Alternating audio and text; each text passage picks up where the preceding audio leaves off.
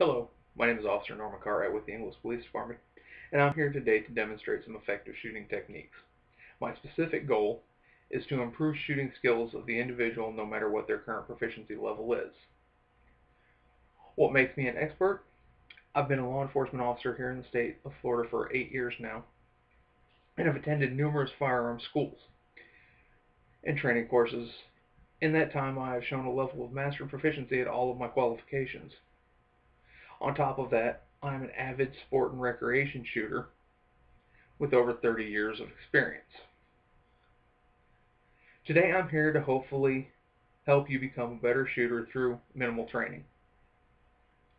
I feel that this is relevant to help improve the skills of individuals who have an interest in the sport.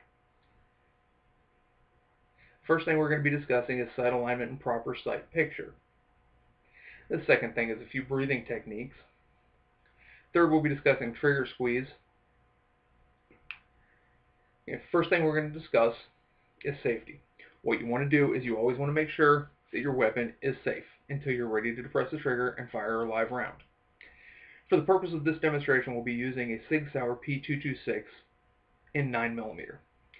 First, notice that the magazine well is completely empty. You can see through the firearm, and that I have checked the chamber. There is no live round or ammunition of any form in the gun.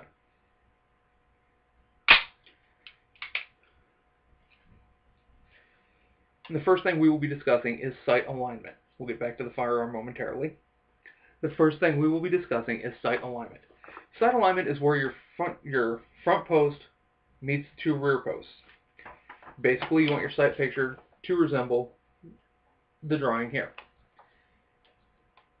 Sight post A is your front. Rear two posts are on either side. You want to make sure that they're perfectly even across the top, and that there is an even amount of space distributed on each side of the sight.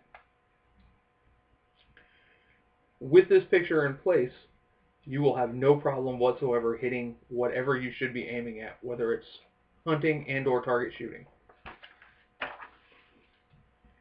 The next thing I would like to discuss is breathing techniques. Breathing techniques are important because they demonstrate and they allow the shooter to make proper shot placement.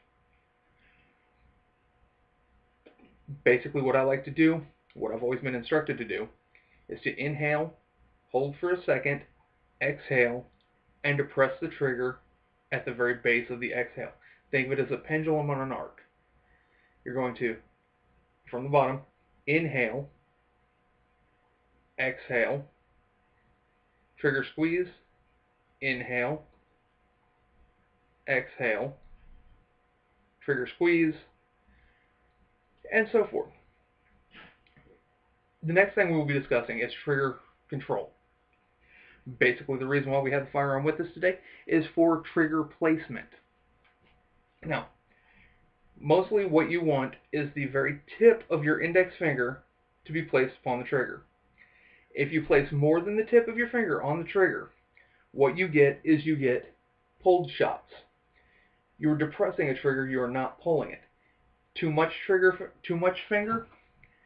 and you tend to pull the weapon sideways with each depression. Not enough finger on the trigger, and you push, so you get walk in either direction. The key goal is minimal amount of finger on the trigger with a smooth, crisp pull to the rear to depress the trigger fully.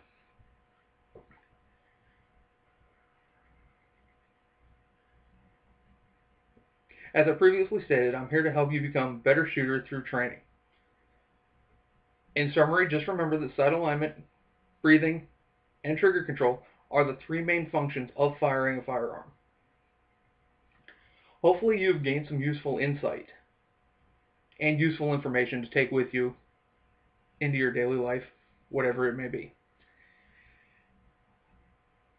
In closing, if there's anything further that I can do to assist you with this or any other topic, please do not hesitate to contact me. You can reach me through CSCC here or through my agency email at ncartwright@inglispolice.org. Once again, my name is Norman Cartwright, and thank you for your time.